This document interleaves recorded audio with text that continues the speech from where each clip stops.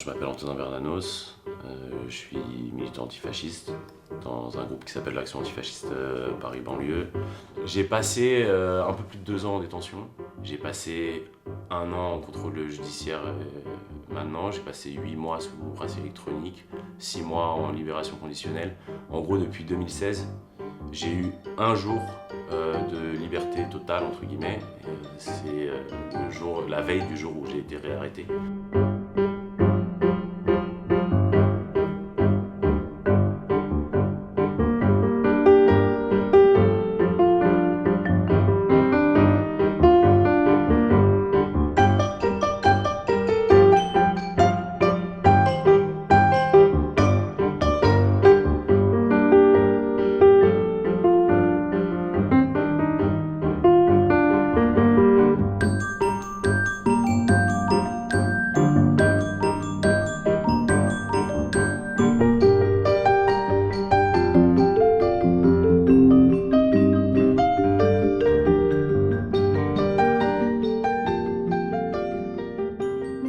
Là, on va à la gendarmerie de Pornic, qui est située à un peu plus de 15 km de chez moi, pour aller pointer à la gendarmerie, là où je dois me rendre 2 fois par semaine, dans le cadre de mon contrôle judiciaire, pour vérifier que je ne me suis pas échappé et que je suis bien resté dans la région et dans le périmètre qui m'est réservé, quoi. C'est très rapide en général. Je rentre, je signe, je donne ma carte d'identité, enfin pas ma carte d'identité mais mon récépissé judiciaire. Et voilà, ça prend quelques secondes. C'est vraiment une banalité mais une contrainte qui dure. C'est chiant mais je suis sous contrôle judiciaire depuis tellement d'années que c'est quand même, en théorie, c'est quand même le truc le moins contraignant que j'ai eu à faire dans mes obligations judiciaires. Par le passé, les assignations à résidence, parfois je devais pointer plusieurs fois par jour dans le même commissariat. Et le bracelet électronique, j'avais 2 ou 3 heures de sortie par jour et le reste du temps, j'étais contraint de rester chez moi.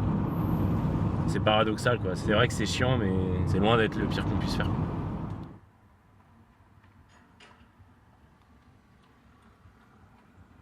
Aujourd'hui, j'ai interdiction d'avoir des cartes d'identité pour empêcher le fait que je fuis ou que je change de pays, etc. Ce qui fait que dès que je présente, que ce soit à la poste ou pour un entretien d'embauche, je présente un récépissé qui affiche en gros criminel sur ma tête, quoi. Je suis sorti de prison en novembre dernier, donc j'étais très heureux de sortir de prison. Et en même temps, je me suis retrouvé dans un autre piège, entre guillemets.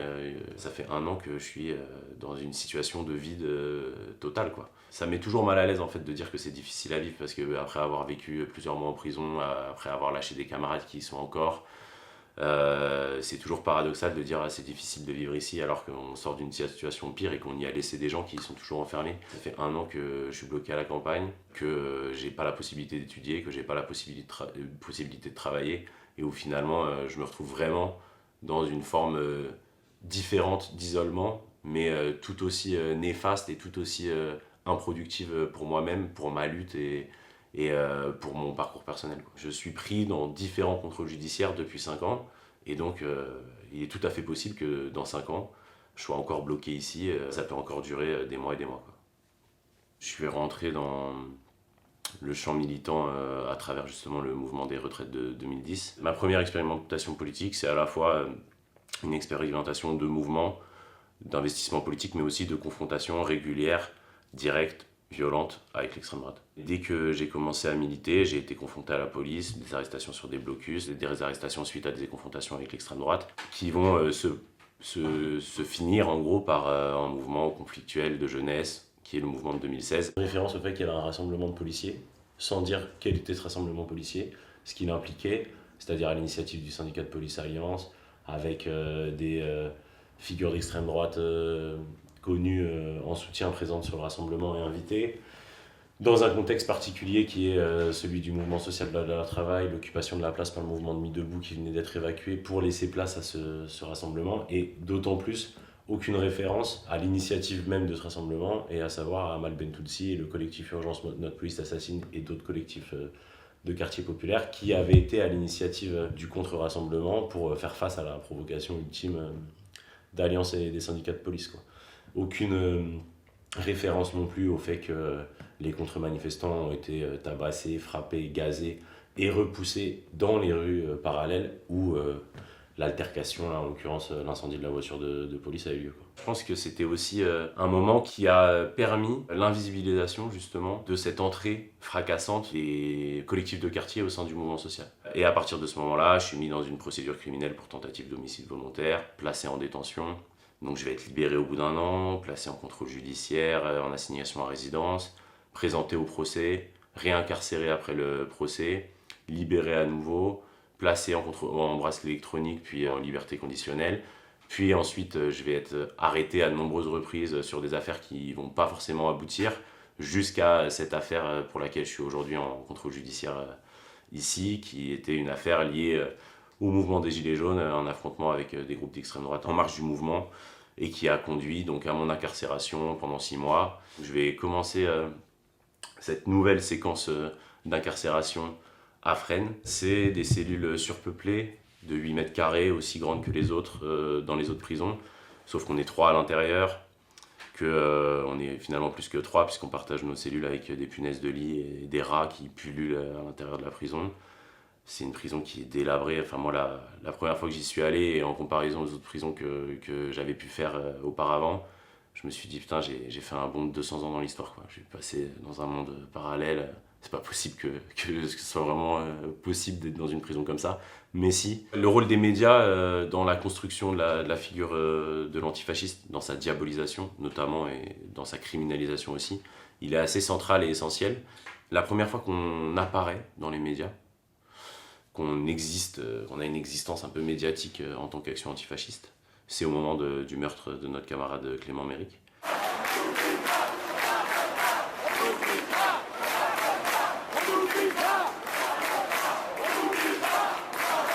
À la suite de ça, il y a une tentative de récupération dans les médias, par la gauche notamment, mais aussi par une partie de la droite, dans l'ensemble du champ politique, à ce moment-là, de la figure de l'Antifa en tant que figure positive, compatible avec l'existence de la République. C'est-à-dire qu'on a un antifascisme moral qui rappelle pour beaucoup la période SOS Racisme, Marche des Beurs, récupération de l'antiracisme politique vers un antiracisme moral par la gauche et par le PS. À ce moment-là, on a la figure de l'Antifa comme la figure de la victime du fascisme, de l'extrême droite, et finalement la figure du militant qui lutte pour l'émancipation de la société, de la démocratie, de la République, etc. On va partir de cette figure pour aboutir à ce qu'on connaît aujourd'hui, c'est-à-dire la figure de l'Antifa, violent, black bloc, casseur, ennemi de la République, etc. On passe de Clément Méric à Antonin Bernanos, entre guillemets. Mon histoire personnelle face à la presse, face à une partie de la presse bien sûr, mais c'est l'étudiant bourgeois, fils limite de la noblesse, enfin genre je sais pas trop d'où ils sortent ce genre de trucs, c'est vraisemblablement parce que je m'appelle Bernanos et que j'avais un écrivain dans ma famille, mais on a ce stigmate-là qu'on va venir chercher pour décrédibiliser le fait qu'on soit inscrit dans des luttes sociales et donc aussi dans le processus de guerre sociale, de lutte des classes et de lutte contre les inégalités. On va avoir de l'autre côté des gens qui vont dire ouais c'est un black bloc violent, membre d'une organisation autonome, etc. Où là on a l'article d'Europe 1 qui était sorti au moment de ma demande de mise en liberté, où on avait une journaliste qui depuis est devenue commissaire de police à Europe 1, chargée du service police d'ailleurs, qui avait contacté les services de renseignement et qui disait que si je sortais de prison, je serais le seul capable d'organiser le mouvement antifasciste pour mener des violences au G7, à Biarritz au moment du contre-sommet, etc. Ça c'est faux, ça n'existe pas. Personne n'est le chef de quoi que ce soit, il n'y a pas de réseau organisé militairement à l'échelle internationale, ça c'est un mensonge, et ils le savent pertinemment. On fait vivre l'idée d'un ennemi intérieur, ça a existé avec l'affaire Tarnac, à mon avis, qui est la plus emblématique de tout ça. On fait vivre l'idée de criminels, anarcho-autonomes, machin, etc., limite terroristes, en gros, qui préparent des actions violentes pour mener la révolution, afin de mieux réprimer l'ensemble du mouvement social dans son ensemble, quoi. Et dans sa diversité aussi, quoi. Il convient de noter qu'Antonin Bernanos qui se revendique d'une mouvance antifa et donc anticapitaliste, se présentait à l'audience du JLD vêtu d'un polo de marque Nike, ce qui est de nature à relativiser l'engagement purement politique du mis en examen, qu'il est aussi pour une infraction crapuleuse dans le présent dossier. Ça relève d'une volonté assez claire du juge de stigmatiser la mouvance antifa comme une mouvance apolitique en tant que telle, irréfléchie, pleine de contradictions, qui en gros ne peut pas faire de la politique et être anticapitaliste si elle est vêtue d'un polo Nike. Mais c'est une partie de l'argumentaire assez dingue de ce juge, de toute façon. C'est un juge qui par la suite, a refusé des demandes de libération me concernant et a fini par craquer à la fin. En autorisant en gros ma libération initialement avec une assignation à résidence ici. Une sortie sous caution de 10 000 €. On retrouve aussi dedans une obligation de soins psychiatriques. Donc là, on a encore une fois l'idée que on ne peut pas lutter si on n'est pas fou, en fait, que la lutte, c'est la folie. Et donc, ce qui peut expliquer le fait que je lutte et que je milite, c'est forcément la folie, quoi. C'est l'argumentaire de ce juge-là sur lequel on va faire des recherches et on va découvrir qu'en fait, ce juge, c'est un juge d'extrême droite qui écrit des articles dans Valeurs Actuelles, qui se positionne ouvertement contre la vermine antifasciste. Je me demande même s'il ne l'a pas mis. Il parle du mode opératoire lâche habituel des antifas à l'intérieur de ce document. Il parle de vermine antifasciste, on voit déjà sur son Twitter que c'est un juge qui mène en fait une campagne contre les groupes d'extrême gauche depuis le départ. La question de l'hypothèse d'une extrême droite au pouvoir par les urnes, c'est une possibilité et en même temps, moi, c'est une question que j'invite plus ou moins à renverser. On a une volonté de dire « Ah, le fascisme vient, le fascisme arrive, il est là, Marine Le Pen va passer en 2022 ». Moi, je pense qu'il faut se préparer à toute forme d'éventualité et qu'effectivement, il y a un risque qui arrive, mais que le constat, il doit être différent. En fait, le fascisme, il est déjà là. Il est déjà là, il est déjà au cœur de l'État, il est déjà au cœur de notre société, et que la nécessité, c'est pas de se préparer à combattre le fascisme qui arrive et qui s'organise, et l'hypothèse d'une élection où Marine Le Pen pourrait gagner. Non, c'est de combattre le fascisme aujourd'hui au quotidien, et d'avoir conscience de son existence réelle au sein de notre société. Nous, notre extrême droite à nous, en fait, elle grandit au cœur de l'État depuis Vichy. C'est-à-dire qu'il y a une convergence objective entre l'État et le fascisme, qui font que notre fascisme à nous, il ne vit pas sans l'État. On a une police qui vote à plus de 50% pour le Front National. On a des jeunes noirs, non blancs, arabes, musulmans qui sont persécutés, contrôlés régulièrement pour ce qu'ils sont, parfois tués. Et ce passage-là, il a été intéressant parce que c'était aussi une fonction qu'occupaient les groupes d'extrême droite en fait, dans les années 80 à travers les ratonnades, etc., qui avaient déjà pu exister. Bref, on a un corps policier qui agit déjà comme un corps fasciste. On a un champ politique qui discute, qui débat systématiquement de l'islam, de l'immigration, et qui radicalise l'ensemble du champ politique. C'est-à-dire que même du côté de l'AFI, etc., on a des gens aujourd'hui qui vont modifier leur discours quand les élections arrivent et avoir un discours de plus en plus chauvin, de plus en plus souverainiste, etc., parce que, en fait, de fait, Marine Le Pen fait bien son travail, et de fait, le reste des institutions fait bien leur travail, et droitise l'ensemble du champ politique en tant que tel.